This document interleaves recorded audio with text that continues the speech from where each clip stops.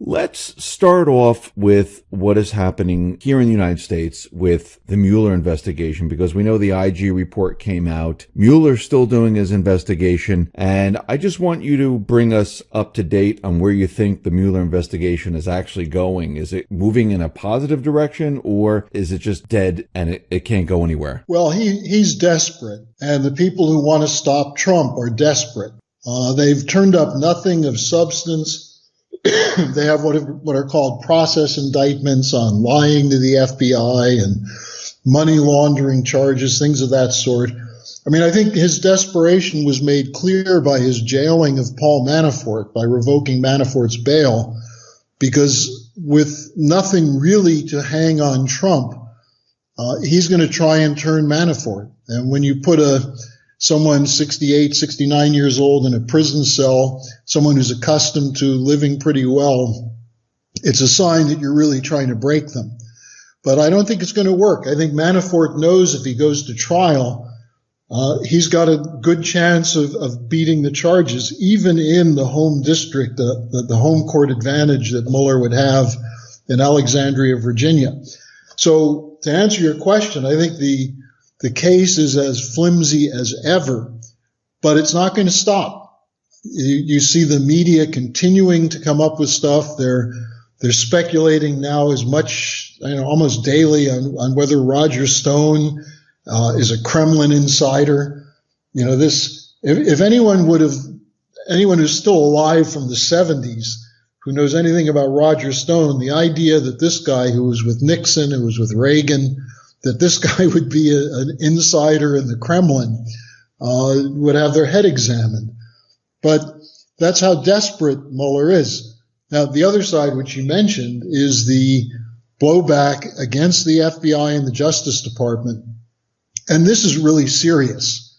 The Peter Strzok case, the top or number 2 counterintelligence guy at the FBI, who was John Brennan's liaison between the FBI and the CIA, Strzok's connection to Christopher Steele and the whole British side of this, all of this is coming out.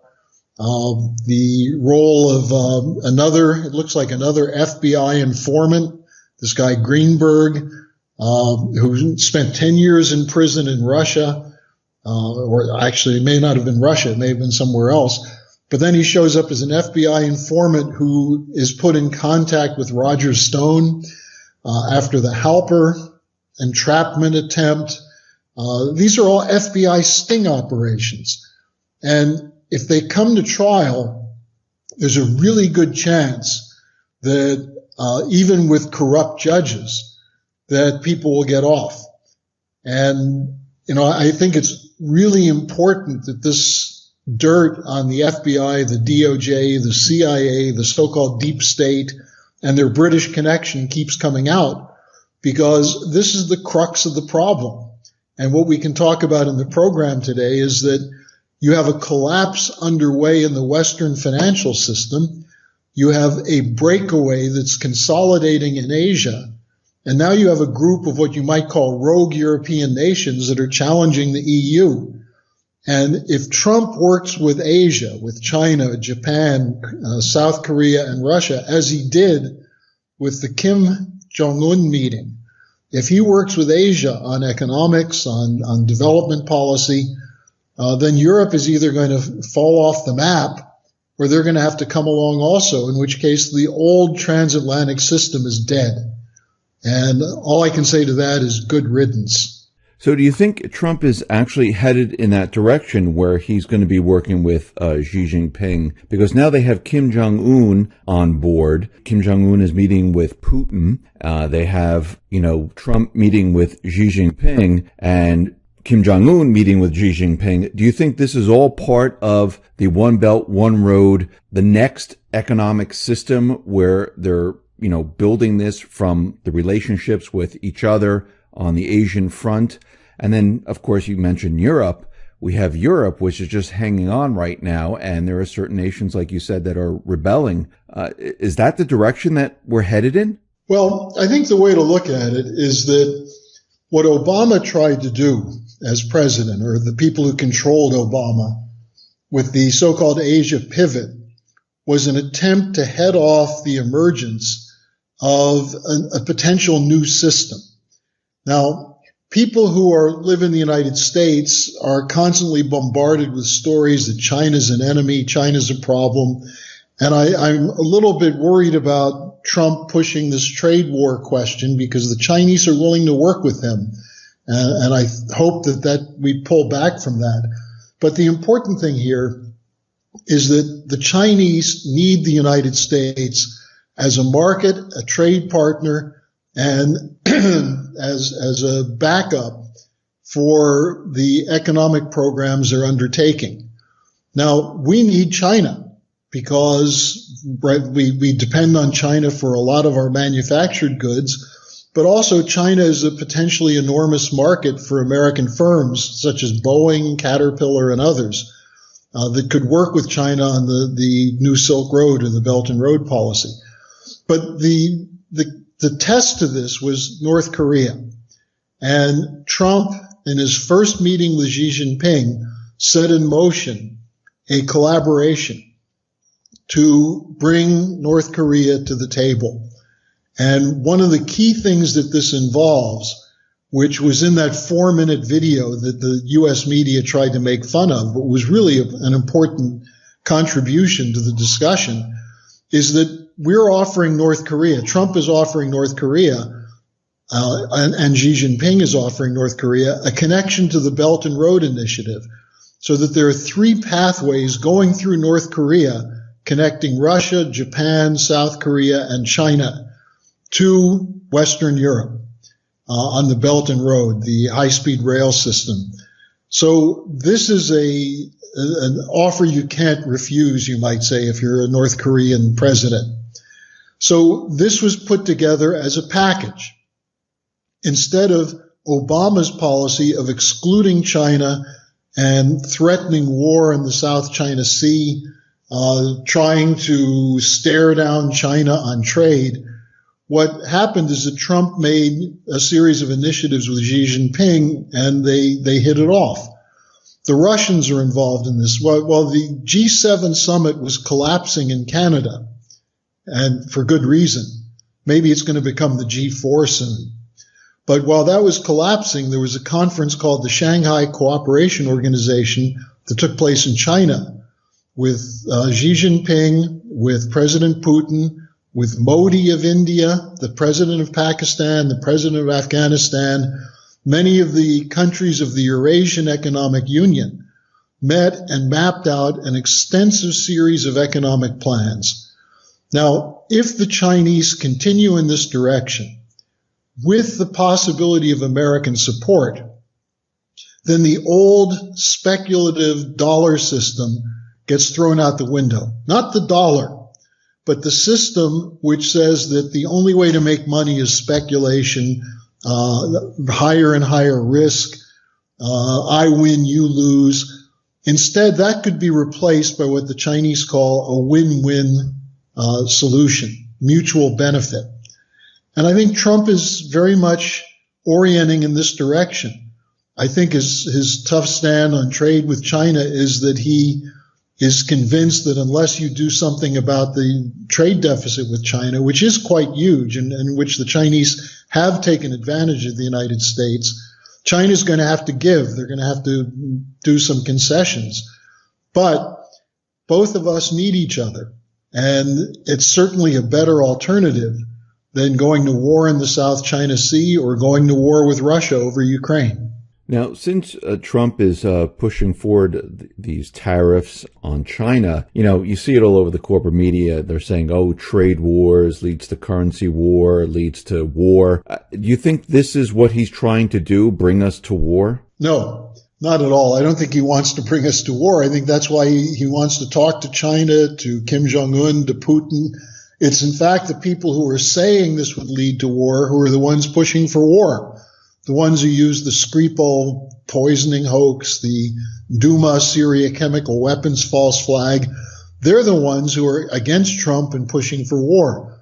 I think either Trump is playing a very tough negotiating game with Xi Jinping, which is not advisable, or some of the people like Lighthouser and Peter Navarro are running a little bit wild right now. And I think this has to be resolved in a decent negotiation. But the other thing, Dave, that's going on is that those aspects of the financial crisis that you and I have been discussing over the last couple of years, the buildup of corporate debt, of derivative debt, the unsustainable debt of countries like Italy and the United Kingdom, these are all coming to a head. And the media is blaming the collapse of the stock market the last few days and the up and down ride of the dollar on the trade talk. I think that's nonsense. I think the trade thing will be worked out. But what they have to do is they have to work it out, because you'd better deal with this overhang of unsustainable debt, because otherwise it's going to come crashing down. Now, one really interesting aspect of the G7 conference was that Trump hit it off with the new Prime Minister of Italy, Conte. Conte sided with Trump on bringing Russia back into make it the G8 again. But he also said he wants to lift the sanctions on Russia, and he also, his new government, is pursuing a policy of Glass-Steagall. That's in their program, a separation of investment banks from commercial banks so that the investment banks will be forced to eat their losses instead of getting bailed out by the European Central Bank. Now, if that were to happen, that would mean that Italian banks and the Italian government could channel funds into real economic development, into the real economy. And Trump and Conte had a short discussion, and Trump was very enthusiastic about it. And so I think that his hitting it off with Conte, his inviting Conte to come to Washington is quite significant. So there are a number of things that people in the U.S. don't see that are moving parts. What we do see, and I just want to call attention to this, is that the Republicans in Congress are not pro-Trump. They're using free trade to try and sabotage what Trump is doing overall, because the idea of tariffs in themselves are not bad. Protecting American industry is not bad. But some of it is not thought through fully, I would say. But Republicans oppose the tariffs completely. They're for total free trade. They're for the destruction of American industry. They want cheap labor, whether it's from the United States or from overseas. And so you see people like Marco Rubio siding with Chuck Schumer in attacking what Trump is doing with Kim Jong-un. So you have this Republican, Democratic, neocon, neoliberal alliance against Trump. And that's part of the reason, I think, that the Russiagate scandal has not been ended, because there are too many Republicans in Congress who are afraid of Trump for the same reason that the Democrats are. That is, that he's against Wall Street, he's against these funny money policies, and their livelihood depends on those funny money policies. Yeah, those two parties, I do believe that they're one and the same. They're almost on the same exact agenda, where Trump is on a completely different agenda, and they don't like this whatsoever. And I think this is why even Republicans have been trying to push Trump out since the beginning, that they haven't let up. But you did mention something with Europe and Italy. I know the Italians now, they're following the policy of Italy first, just like America, where it's America first. Merkel, on the other hand, she is having a difficult time in Germany with the refugees coming into the country, and there's a backlash there. And I know Italy says they're not going to be accepting any more immigrants coming into the country right now. Do you see this happening all throughout Europe? It's very interesting what's happening, and you have to go back a few weeks to Putin's trip to Vienna, where the new Austrian government, which is called a center-right coalition. I mean, these terminologies are really useless. It's an Austrian nationalist coalition of the Freedom Party with the old Conservative Party. But what are they calling for? They're calling for an end to sanctions on Russia. They're joining with Italy saying the European Union policy on refugees doesn't exist, and you need to have a policy that protects national interests. And the coalition partner of Merkel, the Christian Social Union, which is part of the Christian Democratic Party, it's Bavaria, Munich, southern Germany, they're siding with Austria and Italy. Now, what happened in Italy is interesting, because the majority of the vote in the last election went to the Grillo party, which is sort of a kind of crazy amalgam, mishmash. But the second largest vote getter was the Liga, which used to be a northern separatist party, but now has rebranded itself as an economic nationalist party, pro-Glass-Steagall, anti-Euro. They're saying if the European Central Bank and the European Union continues to withhold credit to Italian industry and won't allow the Italian government to generate credit, then they'll force them to have a referendum on the euro, which at this point would probably win for an Italian exit. So the new government in Italy is taking a hard line against the crazy bankers of Brussels, Frankfurt, and London. Now, the new wrinkle is that Seehofer, who's the head of the Christian Social Union, Merkel's partner, had a phone conversation with the Italians and with the Austrians, and they called for a common policy. Now, they're being attacked as racist, anti-immigrant, hardcore genocidalists, basically. But here's what happened. A boat that was coming to Italy in violation of the various agreements that were made, the Italians turned it back. Now, the Spanish government took the refugees from that boat, but the French attacked the Italians. So the Italians said, well, why are you attacking us? You don't take any immigrants. And so the Italians said, we need a European policy. So Merkel jumped in and said the European policy should be to accept a certain number of immigrants, and the ones we don't accept we'll put in detention camps in North Africa. Now they're basically talking, and for Germans this is quite shocking, they're talking about concentration camps for African refugees. Now the Italians, instead of embracing that, what did they say? They said, look, why don't we work with China to invest in building the countries of North Africa up? Why don't we build some infrastructure there, some water projects like Gaddafi was doing, some rail, some power plants? And so instead of being racists against the Africans and the Arabs in North Africa, what the Italians are saying is, let's have Europe work with the Chinese to develop these countries so that people won't leave Africa. They won't risk dying of thirst in the Sahara or drowning in the Mediterranean, but they can live in their own countries. The EU and Merkel are opposed to that.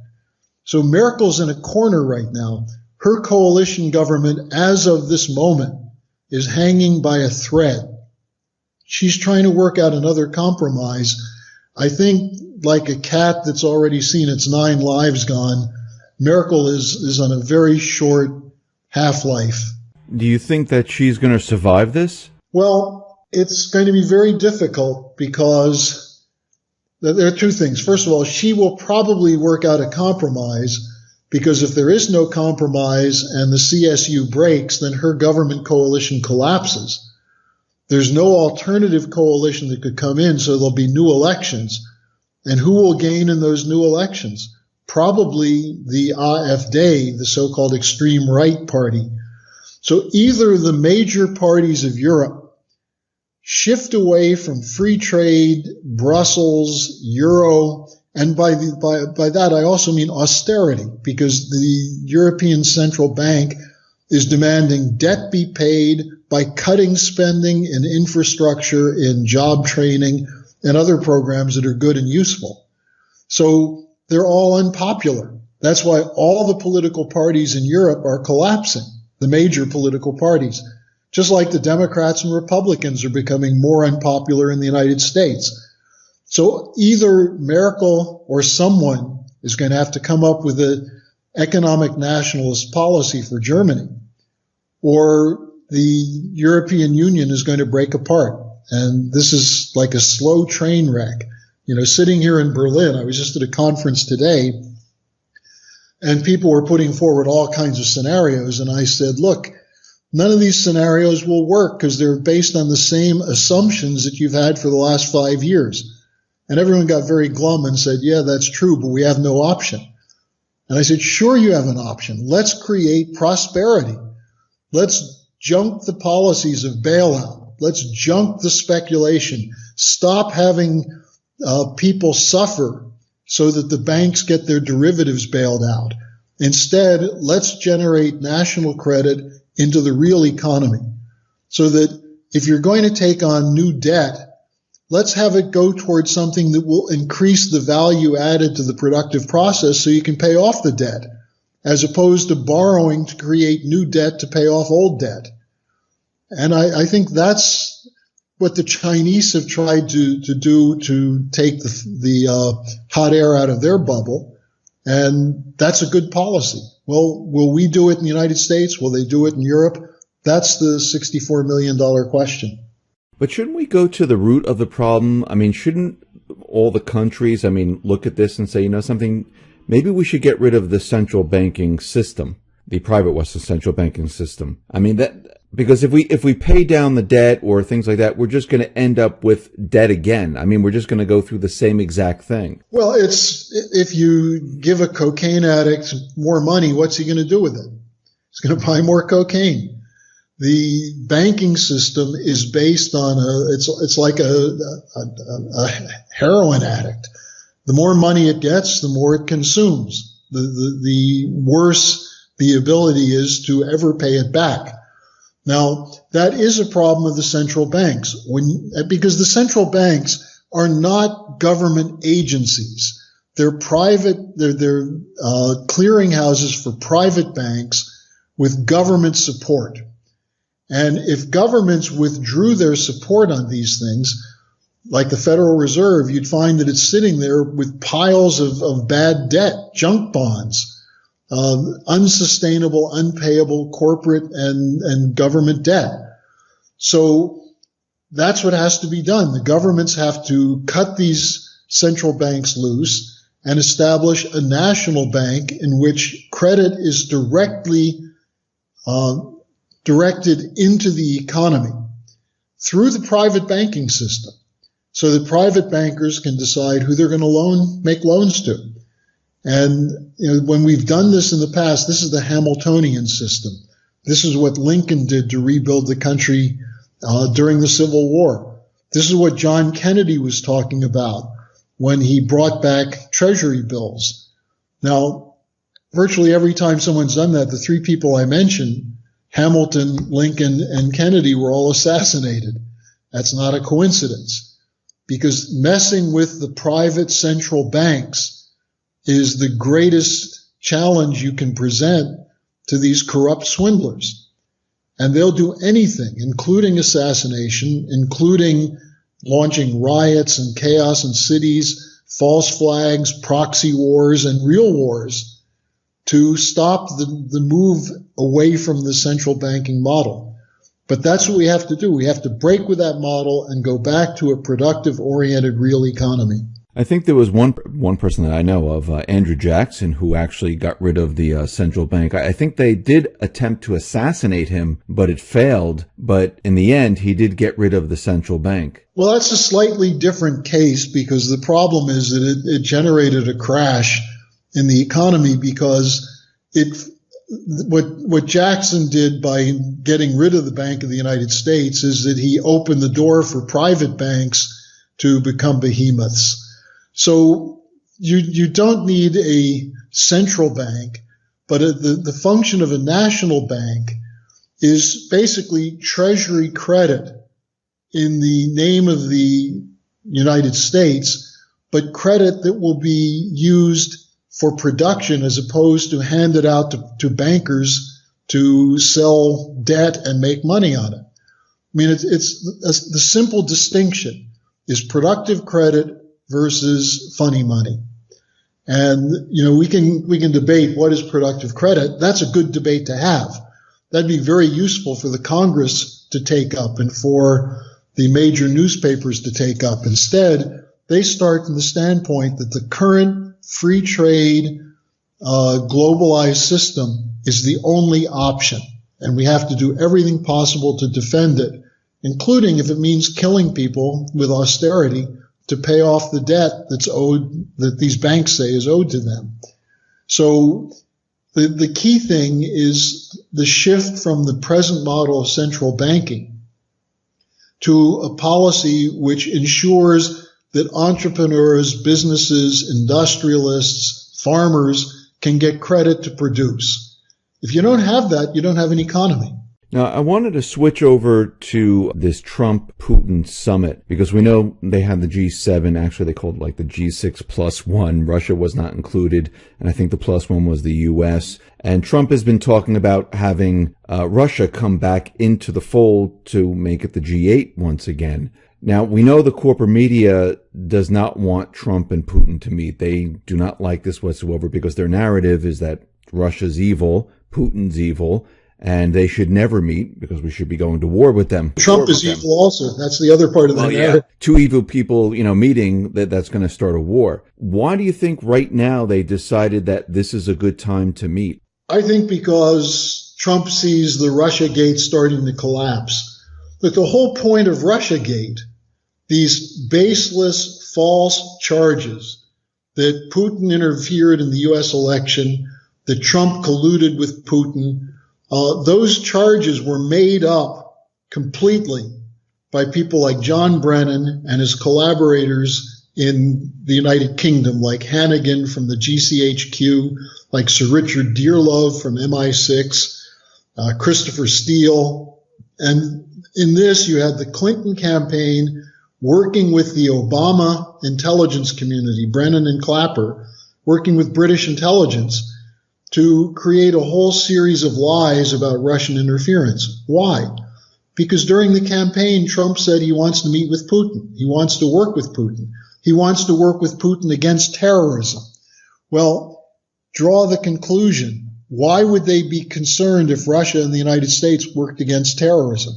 Because the terrorists were a product of that British-American cooperation. ISIS and Al-Qaeda were the U.S., British, Saudi, Israeli coordination. And Trump initially, when he came in, said he was going to break that. No more regime change wars. So that's why they were running Russiagate. Now, with Russiagate faltering and going nowhere except for indictments on non-Russia related topics, I think Trump now feels that he's somewhat free to do what he wanted to do. And I think the meeting with Kim Jong-un gave him a certain sense of confidence. The Washington Post yesterday said that Trump's advisors are telling him don't meet with Putin, the same advisors who told him not to congratulate Putin on his reelection. So, Dave, I think it's really ironic that these great defenders of democracy in the House, Democrats, Republicans, the neoconservatives, these great defenders of democracy scoff at Putin, who got over 70% of the vote, whereas Merkel's party was down in the low 30s. Her coalition partner, the Social Democrats, had 16% of the vote. So, who are the real believers in democratic processes? Certainly not the EU and these guardians of U.S. purity who are out to destroy Trump, who, after all, did win the election. So I think he feels a little bit freed now to pursue this. I think he also knows that he and Putin together would make a fairly strong team, and this might be what's necessary to break the back of this British operation in Europe, which keeps the European governments subordinated to the Brussels bureaucracy and the European Union. We do see certain European countries like France, Germany, they are moving closer to Russia They are dealing with Russia. They don't want the sanctions anymore, of course, because it's hurting their country. So we do see some European countries moving towards China and Russia right now. But the EU just voted to extend the sanctions. And the EU also is suing the Chinese to try and keep them out of Germany and France, whereas the Italians, the Spanish, the Greeks, the Portuguese, and most of the Eastern Europeans are welcoming the Chinese. And why shouldn't they? The Chinese are saying, we want to invest in your economy. And the Chinese have money. They have banks that would rather invest in physical production than in speculation. And here's one of the ironies of the trade war talk against China. What Lighthizer and Navarro, two of the lead negotiators for the United States, are demanding is that China open up its banking system. Now, the Chinese are going to refuse to do that because they don't want to have a derivative speculation bubble and then a swap bubble on top of that. They don't want that. They were heading in that direction and they stopped it.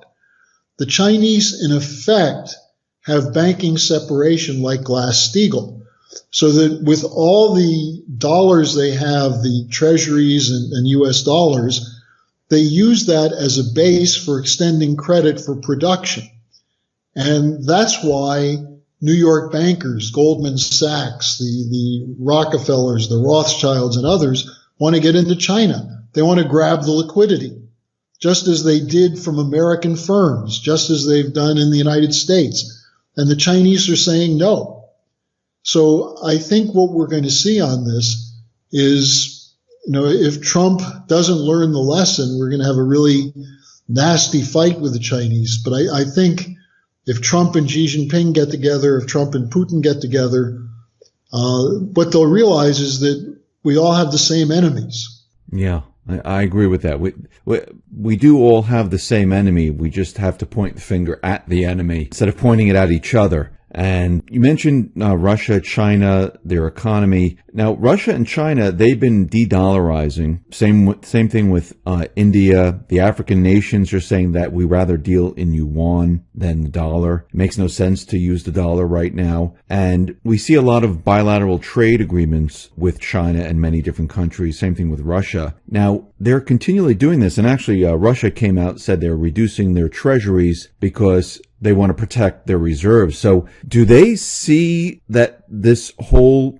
dollar economy is starting to deteriorate and break down very quickly? Oh, sure. Look, the Russians have a huge amount of gold. The Chinese are buying gold.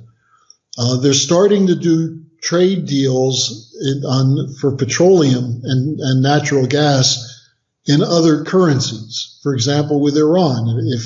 If we shut Iran out of the international trade system, China will continue to buy oil from them.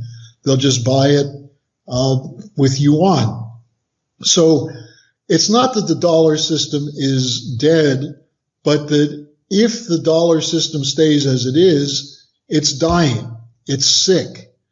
And the Chinese and the Russians don't want to give up the dollar system to put all the pressure on Russian or the ruble or the yuan. They'd like to see the dollar survive, but they're not going to support it if the dollar is going to remain as a speculative item and if the U.S. continues to use sanctions to cut off trade.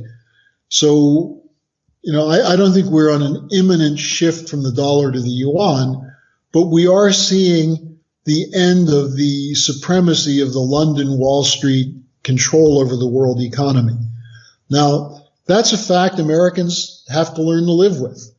We're not the only productive nation in the world anymore. China is productive. The Russians are becoming more productive. Germany, even Italy, has a productive economy. We've outsourced so much of our manufacturing from the United States that we're actually in a much shakier position to defend our currency than the Chinese or the Russians are. So they certainly see that, and they're taking precautions. I don't think they've reached the point yet where they're going to pull the plug on the dollar or say, look, we're the new system. But if we don't wake up, we're going to be watching the high-speed rail of the Eurasian economy take off, and we're going to be watching the taillights blinking on the caboose. Yeah, I agree. This reminds me of when they, if you go, this is going back many years. I think it's like in the 80s when they told us, the middle class is going to disappear. Fast forward to today, we see that the middle class is disappearing. I think the same thing with the dollar and what's been happening. Eventually what's going to happen is soon the dollar will disappear, just like the middle class, just like manufacturing in the United States. I mean, there are warning signs all over the place. And as people continually ignore it and we, let other power structures handle our affairs, they're really not helping the situation. They're actually destroying what we've had, because if you look back in time, that's what they've done. They destroyed manufacturing. They destroyed the middle class. They destroyed the economy. Everything that they touch, they've destroyed. Well, they're destroying the youth of this country. The youth of the United States are having their hope taken away. They're having crappy education. They're having social networking replace human communication skills, and then they're being drugged up. And the suicide rate, when you talk about the dying of the middle class, the 18 to 34-year-old white males have an extremely high death rate from drugs. So we're seeing a real collapse of the future for the United States. And the irony is that this character, Donald Trump, who most of the media excoriate and slander and attack, he may be the last hope for restoring America. And, I say that not as someone who's a total believer in Trump, but one who admires the fact that he's fighting against the enemies of our country. And Dave, if there's one point I want to get across, it's that the enemies of this country, of the United States, through the media, through the political parties, they have had their way for the last 40 years, and they've wrecked everything. The fact that they're still in power is a sign that too many people who know better, who know that they're incompetent and corrupt and evil, too many people have sat on the sidelines. And we're at a point now where they're vulnerable because Trump did stand up and fight. Is he the perfect leader? Is he the greatest guy in history? Of course not. But he did something that no president has done since John Kennedy was killed, which is stand up and fight against the deep state. And we have to give him support for that, and we have to make sure that that fight continues until we crush the John Brennans and the Clappers and the Obamas and the Susan Rices, the Bush networks. They have to be defeated.